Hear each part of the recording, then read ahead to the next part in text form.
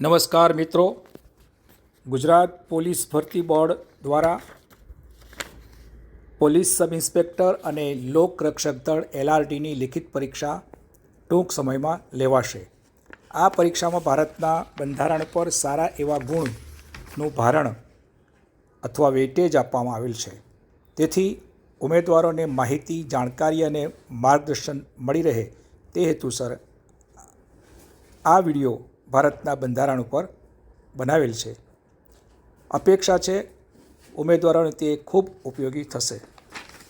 મિત્રો, આજે આપણે ભારતના બંધારણના ભાગ 5માં ઉલ્લેખિત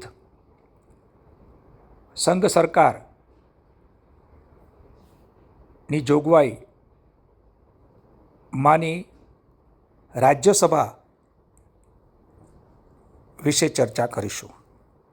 મિત્રો, આપણે અગાઉ જોયું હતું તેમ સંઘ સરકારનું માળખું, જેમાં સૌથી ઉપર સર્વોચ્ચ પદે રાષ્ટ્રપતિ, તેમના નીચે ઉપરાષ્ટ્રપતિ અને રાષ્ટ્રપતિના સીધા નીચે 4 સ્તંભ ગોઠવાયેલા છે, જેમાં વડાપ્રધાનના નેતૃત્વ હેઠળની કારોબારી, સંસદ, ન્યાયતંત્ર અને કોમ્પ્ટ્રોલર એન્ડ ઓડિટર જનરલ CAG. આ પૈકીનો જે સંસદ છે એ સંસદની નું માળખું જોઈએ તો સંસદ એ લોકસભા અને રાજ્યસભાની બનેલી છે. લોકસભા એ નીચલું ગૃહ છે, જ્યારે રાજ્યસભા એ ઉપલું ગૃહ છે. રાજ્યસભા એ કાયમી સ્થાયી ગૃહ છે અને તેનું વિસર્જન થતું નથી. અને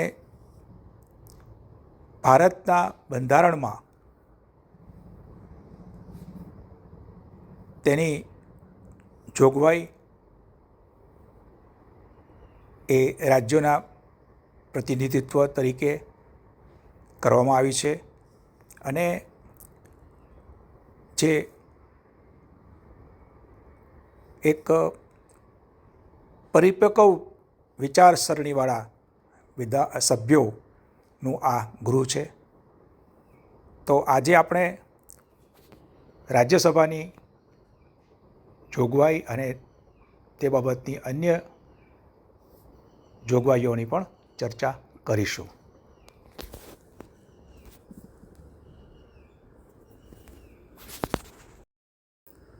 મિત્રો, રાજ્યસભા એટલે કે કાઉન્સિલ ઓફ સ્ટેટ્સ એ સંસદનું ઉપલું ગૃહ, કાયમી ગૃહ અને રાજ્યનું પ્રતિનિધિત્વ ધરાવતું ગૃહ છે. બંધારણના અનુચ્છેદ 80માં રાજ્યસભાની રચનાની જોગવાઈ કરવામાં આવી છે. ભારતમાં રાજ્યસભાની રચના 3 એપ્રિલ 1952માં કરવામાં આવી હતી. તે કાયમી ગૃહ છે, તેનું ક્યારેય વિસર્જન થતું નથી. ભારતના રાજ્યો અને કેન્દ્ર શાસિત પ્રદેશોનું તે પ્રતિનિધિત્વ કરે છે.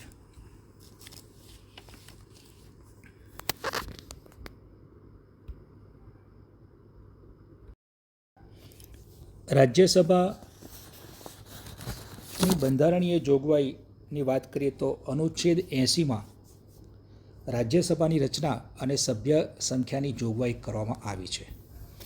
રાજ્યસભાની સભ્ય સંખ્યા જોઈએ તો રાજ્યસભા એની કુલ સભ્ય સંખ્યા 250 છે. તેમાંથી રાજ્યો અને કેન્દ્ર શાસિત પ્રદેશોમાંથી કુલ 238 સભ્યો ચૂંટાઈને આવે છે અને 12 સભ્યો જે સાહિત્ય, કલા, વિજ્ઞાન, સમાજ સેવા જેવા ક્ષેત્રોના નામાંકિત મહાનુભાવો છે તેમનામાંથી રાષ્ટ્રપતિ નિમણૂક કરે છે. આ માટે દરેક રાજ્ય અથવા અને કેન્દ્ર શાસિત પ્રદેશોને વસ્તીને આધારે બેઠકો ફાળવવામાં આવી છે. જે રાજ્યોને જેટલી બેઠકો ફાળવી હોય તેટલા પ્રતિનિધિ રાજ્યની વિધાનસભાના સભ્યો દ્વારા ચૂંટીને રાજ્યસભામાં સભ્યોને પ્રતિનિધિઓને મોકલશે, જે તે રાજ્ય મોકલશે. જે તે રાજ્યની પ્રથમ 50 લાખની વસ્તી સુધી દર 20 લાખ વ્યક્તિઓ ઉપર એક સભ્ય અને 50 લાખની ઉપર દરેક 20 લાખ લોકોએ એક સભ્યની જોગવાઈ કરવામાં આવી છે.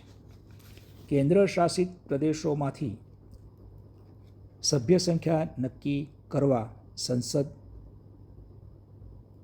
કાયદો બનાવે છે. હાલમાં દિલ્હીને 3, પુડુચેરીને 1 અને જમ્મુ કાશ્મીરને 4 બેઠક આપવામાં આવી છે. અન્ય કેન્દ્ર શાસિત પ્રદેશોને વસ્તી પૂરતી ન હોય બેઠકો ફાળવેલ નથી. અનુચ્છેદ 83 મુજબ રાજ્યસભા એ કાયમી ગૃહ છે, સ્થાયી ગૃહ છે. તેનું ક્યારેય વિસર્જન થતું નથી. રાજ્યસભાના સભ્યોનો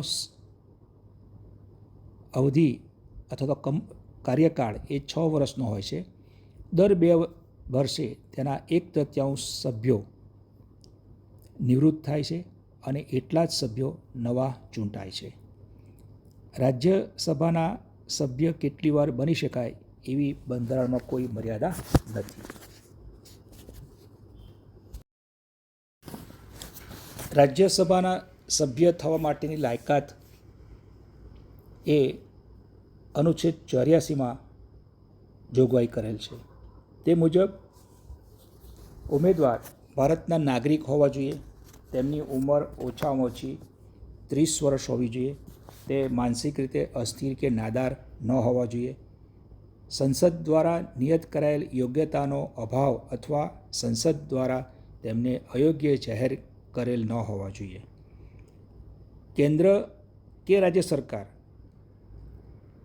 નીચે કોઈ લાભનું પદ ધરાવતા ન હોવા જોઈએ.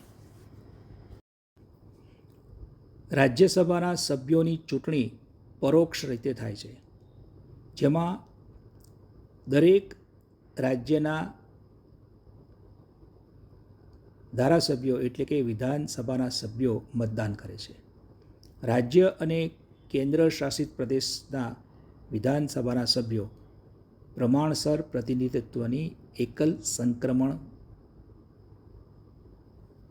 મત પદ્ધતિથી ખુલ્લા મતપત્ર વડે મતદાન કરે છે. આ ચૂંટણી ઓપન બેલેટ સિસ્ટમથી થાય છે. તે મુજબ રાજકીય પક્ષના મતદાર એટલે કે જે તે વિધાનસભાના સભ્યના મતદાનની ચકાસણી તેમના પક્ષના રાજકીય પક્ષના અધિકૃત એજન્ટે કરવાની રહે છે અને ચકાસણી કર્યા વગરના મત અમાન્ય ગણાય છે. દરેક રાજ્યને નિશ્ચિત સંખ્યા અથવા કોટા ફાળવેલ છે. ચૂંટણીમાં ઊભેલા ઉમેદવારને ધારાસભ્યો પોતાની પસંદગીની પ્રાથમિકતા પ્રમાણે મત આપે છે.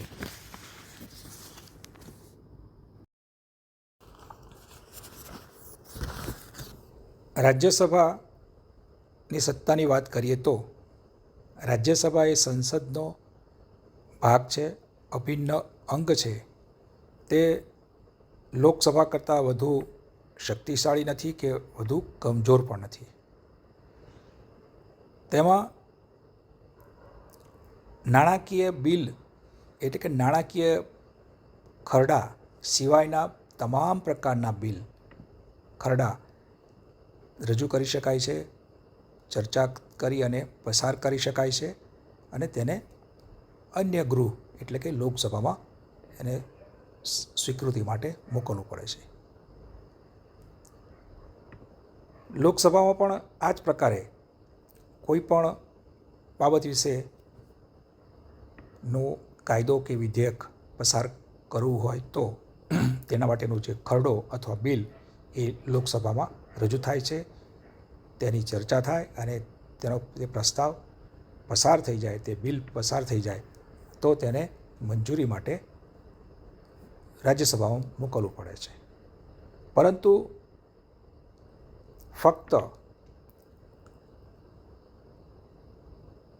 નાણાકીય બિલ, નાણાકીય ખરડો એટલે કે બજેટ અથવા નાણાકીય બાબતોને લગતા અન્ય ખરડા એ ફક્ત લોકસભામાં જ રજૂ થાય છે અને તેને રાજ્યસભામાં જાણકારી કહીએ તો જાણકારી અને તેને તે માટે મોકલવામાં આવે છે.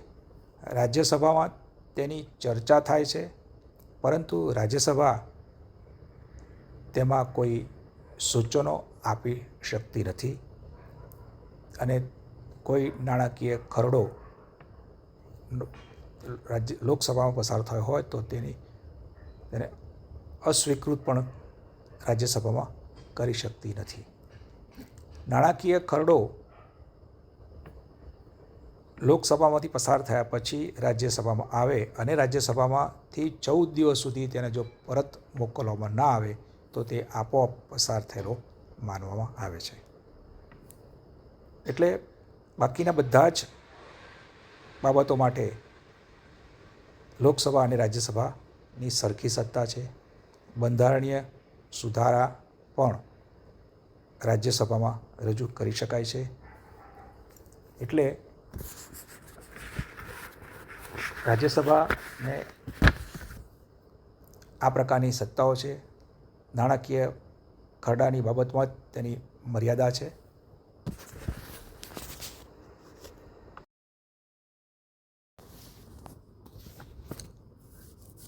રાજ્યસભા પાસે લોકસભા કરતાં કેટલીક બાબતોમાં વિશેષ સત્તાઓ છે.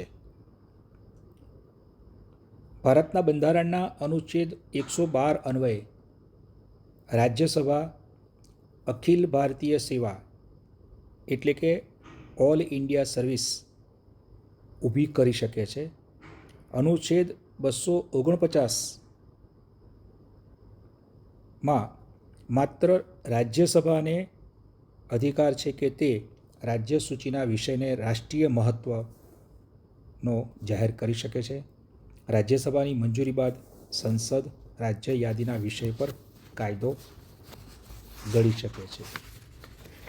અનુચ્છેદ 67 અન્વયે ઉપરાષ્ટ્રપતિને તેમના હોદ્દા પરથી દૂર કરવાનો ઠરાવ સૌપ્રથમ રાજ્યસભામાં રજૂ કરવામાં આવે છે.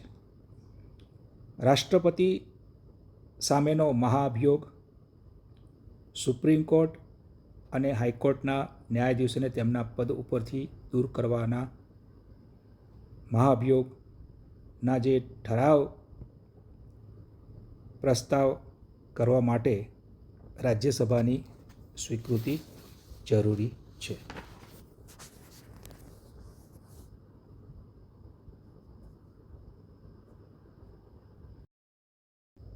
ભારતના બંધારણના અનુચ્છેદ 89માં રાજ્યસભાના સભાપતિ